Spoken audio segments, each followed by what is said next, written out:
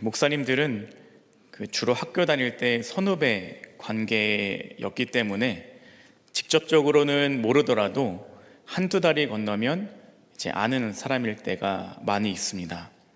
그러다 보니까 이러한 경우가 생기게 됩니다. 어떤 목사님이 다른 목사님을 만나고 와서 저한테 이렇게 말씀하시는 거예요. 누구누구 목사님 알아요? 어제 만났는데 목사님을 아주 잘한다고 하던데요? 라고 이야기를 하는 겁니다. 이렇게 말할 때 잘 아는 경우도 있지만 그렇게 친하진 않은데 잘 안다고 하시는 경우도 있습니다. 그분이 거짓말을 했다라기보다는 아마 그분 입장에서는 지금 스몰 토크, 그러니까 서로 이야기를 주고받고 관계성을 싹 틔우기 위해서 이야기를 하는 과정 가운데 제가 둘 다 아는 사람인 것 같으니까 이야기를 발전시키려고 하시다 보니까 그런 표현들을 하셨을 것입니다. 어느 심리학자가 현대사회의 많은 인간관계가 유익에 따라 맺어지는 이익 공동체다라고 말을 했습니다. 같은 이익과 같은 목표가 있을 때 사람들은 서로 가까워진다라는 것입니다. 그런데 반면에 그 목적이 사라지면 금세 멀어지기도 한다라는 것을 의미하기도 합니다. 우리도 살아가면서 참 많은 사람들을 많이 만났고 또 관계를 맺으면서 살아갔습니다. 그런데 그 가운데 순수하게만 인간관계를 맺었던 분은 몇 분이나 계실까요? 때로는 목적에 따라서 만나기도 했다가 때로는 목적이 끝나고 나면 헤어지고 연락도 안 하고 살아가는 사람들도 꽤 많음을 우리는 알 수 있습니다. 오늘 본문 말씀에 두 사람이 나오고 있습니다. 이 두 사람들 또한 자신들의 목적에 인하여 서로 친해지는 모습을 볼 수 있습니다. 오늘 본문 말씀 누가복음 23장 12절 말씀이었는데요. 이 말씀은 이렇게 적혀져 있습니다. 같이 읽어보도록 하겠습니다. 헤롯과 빌라도가 전에는 원수였으나 당일에 서로 친구가 되니라. 자, 여기 두 사람이 나왔습니다. 헤롯과 빌라도라고 하는 두 사람입니다. 자, 이 오늘 말씀에서 이 둘의 처음 관계를 뭐라고 표현하고 있습니까?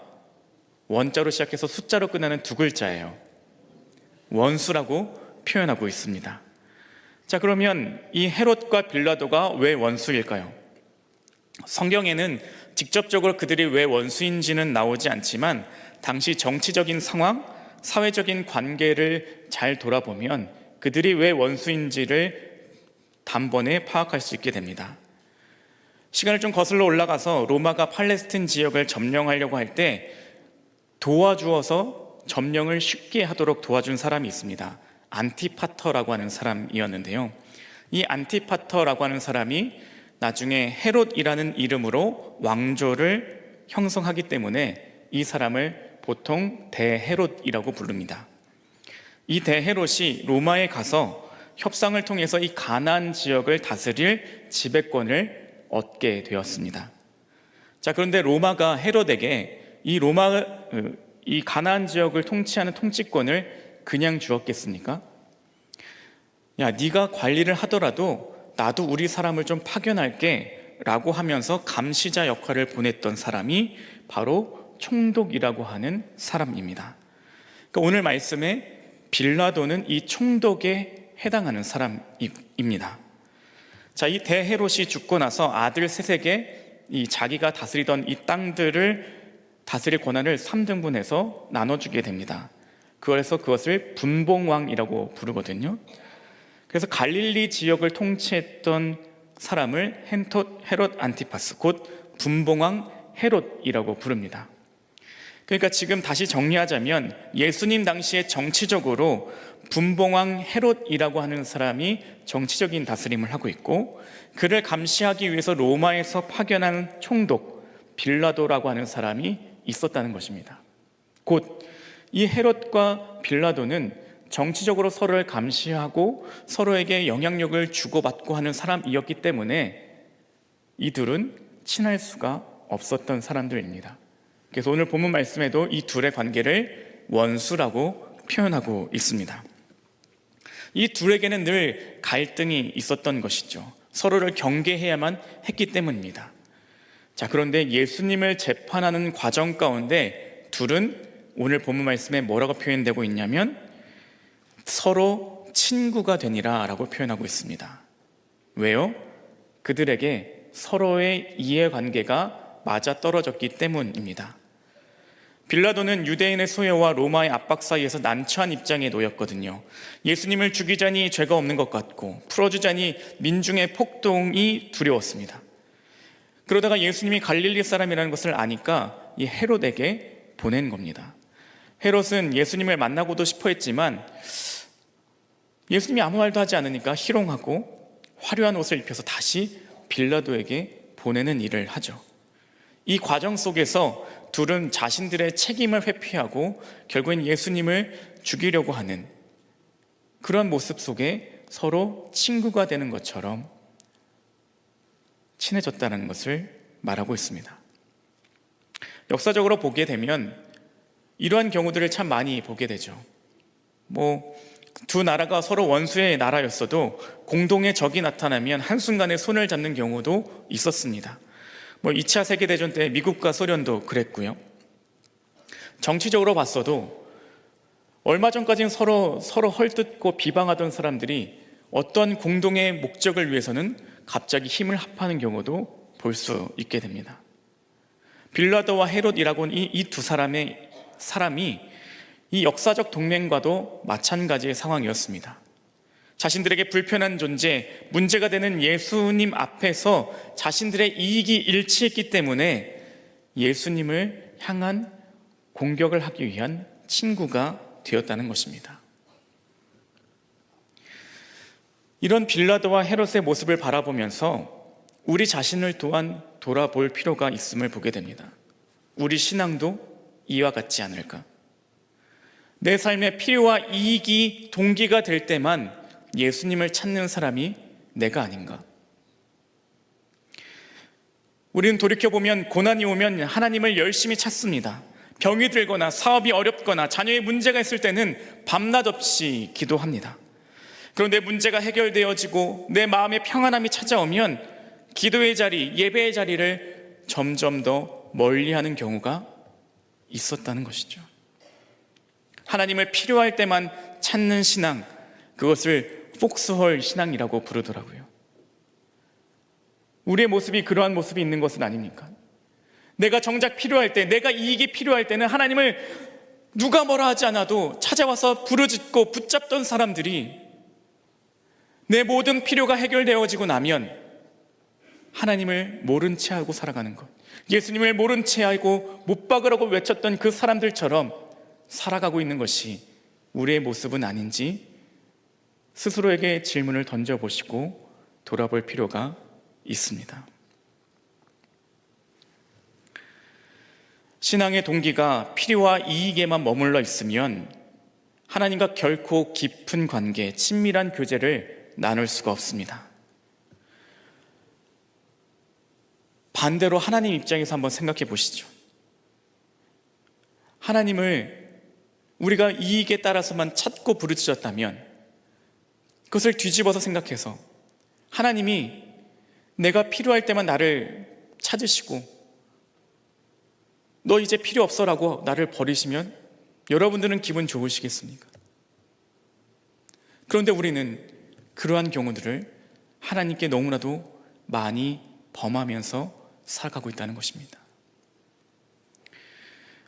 여러분과 제가 하나님 앞에 필요와 이익에 따라서만 찾는 사람이 아니라 늘 하나님을 찾는 사람, 늘 하나님과 동행하는 사람, 늘 친밀한 관계로 살아가시기를 축복합니다. 성경은 하나님과의 관계에서 이유 없는 사랑을 강조합니다. 예수님은 베드로에게 3번 질문하셨습니다. 내가 나를 사랑하느냐? 그 안에 사랑이 있는지를 물으신 것입니다. 왜요? 하나님께서 우리에게 보여주신 사랑 자체가 조건 없는 사랑이기 때문에 그랬습니다. 자신의 독생자 예수님을 십자가에 못 박혀 내어주실 정도로 우리를 계산하지 않고 사랑하시는 그 넓은 품으로 우리를 품어주셨다는 것입니다. 내가 너를 사랑한다고 늘 외치며 저 십자가에서 두 팔 벌려 여전히 우리를 기다리고 계시는데 우리는 필요에 따라서만 하나님을 찾고 있었다는 것입니다. 하나님의 조건 없는 사랑, 그것이 성경에서 말하는 하나님의 마음이자 사랑이었습니다. 그러니 우리의 삶의 이유도, 우리의 신앙의 이유도 이 조건 없는 사랑으로 다시 되바뀌어져야만 합니다. 이전에는 우리가 하나님을 내가 필요할 때만 찾았다면 이제는 하나님께서 나에게 보여주신 사랑이 조건 없는 사랑이었으니 나도 주님 앞에 조건 없는 사랑, 늘 주님 앞에 엎드리는 삶, 주님께 늘 사랑합니다라고 고백하는 삶이 되기를 원합니다 라는 삶으로 살아가야 하는 것이죠. 한 교회에서 청소 봉사를 오래 해오신 집사님이 계셨어요. 아무도 알아주지 않았지만 늘 묵묵히 화장실과 복도를 쓸고 청소하셨대요. 어느 날 목사님께서 집사님 힘드시죠? 라고 묻자 이렇게 대답하셨대요. 저는 주님을 사랑해서 합니다. 저는 주님을 사랑하기 때문에 이 일들이 힘들지 않습니다 라고 고백했다는 것입니다. 우리는 처음 봉사하거나 처음 속장을 맡거나 처음 기관회장을 맡거나 처음 교사를 하거나 상당히 많은 부분에서 교회에서 봉사를 할 때 무엇인가를 보상을 바라고서 하지 않으셨을 겁니다. 그 안에 동기는 분명히 하나님의 사랑이셨을 겁니다. 그런데 어느 순간 그 은혜가 잊혀지고 그 사랑이 무너지고 내가 기억하지 못하다 보니까 내가 힘든 것이 우선이 되고 내가 하나님께 자꾸 계산하는 삶의 모습으로 살아가고 있지는 않으셨습니까? 우리의 신앙의 원리, 우리 교회에서의 삶의 모습은 세상의 원리와는 달라야 합니다. 세상은 여전히 자신의 이익에 따라 서로 친해지고 멀어지고를 반복하는 관계로 살아가라고 이야기합니다. 그런데 우리가 말하는, 우리가 기준 삼아야 되는 성경은 뭐라고 말합니까? 하나님은 조건 없는 사랑을 너희에게 보여주셨으니 너희도 그 사랑을 너희 품 안에 품고 살아가라고 말하고 있습니다. 그러니 우리의 모든 삶의 행동의 원인은 하나님의 사랑이 이유가 되어야만 합니다. 그리스도가 죽기까지 사랑하신 그 사랑의 이유가 우리였기 때문에 우리의 마음속에도 주님을 향한 사랑이 삶의 동기가 되어야만 하는 것입니다. 사랑이 동기가 되면 삶의 태도와 우선순위가 변화되게 됩니다. 봉사도, 섬김도, 예배도, 기도도 의무가 아니라 기쁨으로 기꺼이 하는 삶이 되게 됩니다. 세상적 성공을 추구하던 마음이 주님의 영광을 구하는 삶으로 바뀌게 됩니다. 시간을 돈 버는 데만 쓰던 태도에서 하나님과의 관계를 위한 시간을 최우선으로 하는 삶의 모습으로 바뀌게 됩니다. 우리는 이러한 신앙의 귀한 이야기들을 이미 작년에 만든 배단이 우리 이야기의 책에서 확인하지 않았습니까? 그 책에는 자신의 물질과 시간, 헌신을 다해서 하나님과 교회를 섬겼던 신앙의 깊은 정수가 담겨 있습니다. 그렇게 오늘 우리에게도 배단이 우리의 이야기가 계속해서 써내려져 가는 삶이 되시기를 축복합니다. 필요와 이익이 동기가 되면 조금만 힘들어도 내 입에서는 불평이 나옵니다. 조금만 손해를 보면 뒤로 물러서고 욕하기 바쁘게 됩니다. 그러나 사랑이 동기가 되면 내가 힘들어도, 내가 손해를 보더라도 기꺼이 감당하게 됩니다. 안 믿는 사람 중에 우리가 봉사하거나 전도하는 것을 보며 이렇게 질문하시는 분이 있습니다. 도대체 교회에서 얼마 받고 일하세요? 그런데 우리가 돈을 받지 않고 한다고 하면 그분들은 깜짝 놀랍니다. 왜요? 세상은 경제 논리로 이야기하거든요. 세상은 사랑의 논리가 아니라 그들의 이익이 우선되거든요. 그런데 교회는, 신앙인은 하나님의 사랑이 동기가 되어 움직이기 때문에 그런 것을 기꺼이 감당하는 삶이 되게 됩니다. 우리나라에 수많은 선교사들의 헌신이 있었습니다. 왜 그들이 이 먼 땅, 이 타국에서 죽기까지 그 사랑을 보였겠습니까? 그 안에 하나님의 사랑이 동기가 되었기 때문에 이 땅에 복음의 씨앗을 뿌리고 이 땅에 교회를 세우고 학교를 세우고 병원을 세워서 여기까지 우리나라가 온 것 아니겠습니까? 그러니 우리의 삶에 하나님의 사랑이 동기가 되는 삶으로 변화되시기를 축복합니다. 이익이 아니라 하나님의 사랑을 기억하며 살아가시기를 축복합니다. 신앙의 본질은 하나님을 사랑하기 때문에 하나님께 가까이 가는 것입니다. 하나님의 사랑이 우리의 삶의 관계의 진짜 이유가 될 때 비로소 우리는 진정한 친밀함, 참된 신앙의 기쁨을 누리며 살아갈 수 있습니다. 오늘 설교 제목을 무슨 이유로 친하십니까? 라고 제가 정했습니다. 여러분은 하나님과 무슨 이유로 친하십니까? 하나님의 사랑 때문에 하나님과 친한 사람이 되시기를 축복합니다. 세상이 이야기하는 이익과 손해의 그런 계산하는 관계가 아니라 하나님의 사랑이, 하나님의 그 무한하시고 다함이 없는 그 사랑을 나의 동기로 삼아 하나님께 가까이 가는 믿음의 삶이 되시기를 축복합니다. 기도하시겠습니다.